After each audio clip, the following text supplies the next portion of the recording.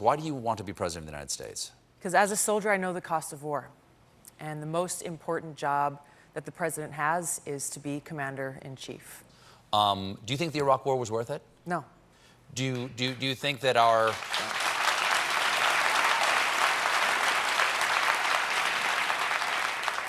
Do you think that our involvement in Syria has been worth it? No.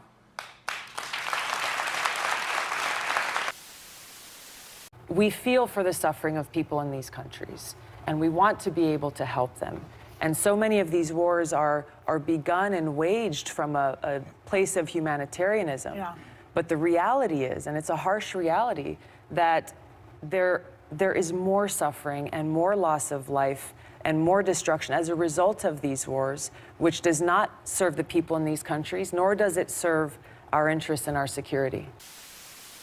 In order to be a force for good, we must actually do good. The consequences of these regime change war policies has been horrible. It has been completely the opposite of that intention, of that good that the United States should be standing for. So I don't advocate for isolationism. That's not at all what I'm talking about. I'm talking about making sure that we have relationships with other countries that's based on cooperation, not conflict, and that we're thinking through and exercising foresight on the decisions that we're making and understanding what those consequences are. The United States is inching closer, apparently, to some kind of conflict with Iran.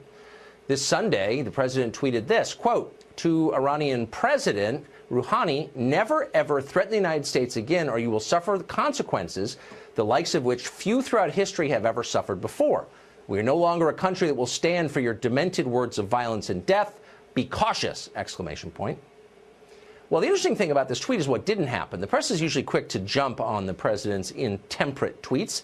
CNN has apparently an entire team of progressive teenagers devoted to monitoring his feed. But this time, there wasn't much comment from the media. Why? Because if there's one thing Washington loves more than open borders and fat lobbying contracts, it's pointless wars half a world away. Contractors get rich, neocon intellectuals feel powerful.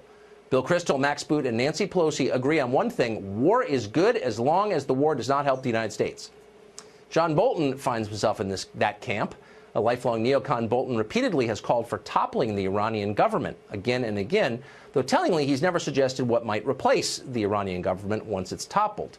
Now that he's national security advisor, he has been changing our policies. The U.S., for example, has begun promoting protests within Iran in an effort to overthrow the regime there.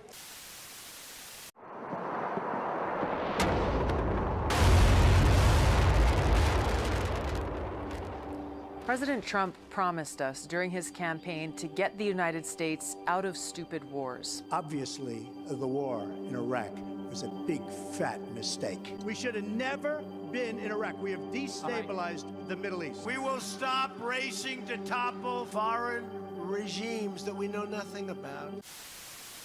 Bolton and others lied to us about the war in Iraq. They said that Saddam Hussein had weapons of mass destruction and that he was going to give them to al-Qaeda. Now, that war was devastating. Over 4,000 of my brothers and sisters in uniform were killed. Hundreds of thousands of Iraqi civilians killed. Trillions of our taxpayer dollars wasted. And al-Qaeda and ISIS were strengthened.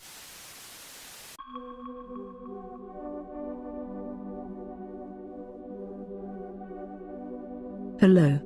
Did I wake you? Where have you been? Sleeping maybe?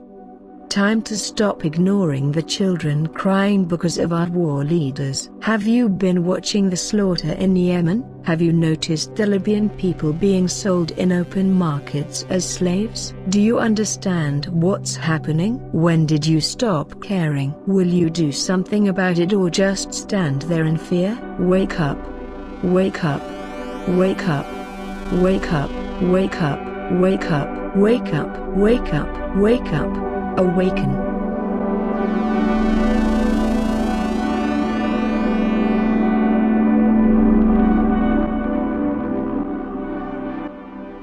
This is Ash 2466 and I have returned with a special message once more. This is my official endorsement to world peace, my official endorsement to humanity, my official endorsement to Wonder Woman. Fear is what keeps us fighting. Fear is what keeps us from thinking logically. Fear is what makes us lose trust amongst each other. Most of us are playing this role in life out of fear. We are not living in the caveman days. We have enough resources in the world today for everyone to survive. I know we've all heard you must be the change you want to see in the world.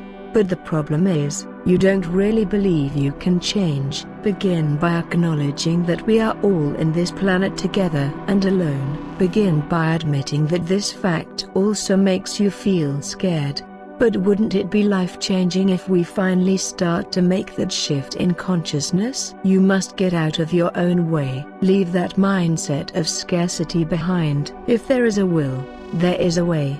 Death is inevitable and will find its way to you sooner or later. Why not leave this planet in love and harmony instead of chaos and destruction? Stop being an empty vessel. Find yourself before it's too late. Don't be scared. I know the unknown is scary and change means taking a risk.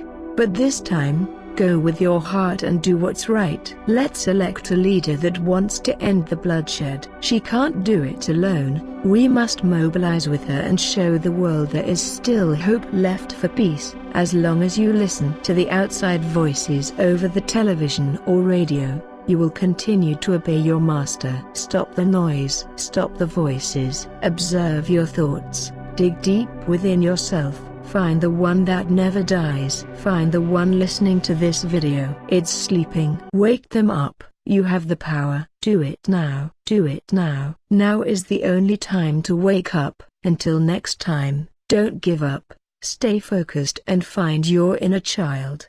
Do it!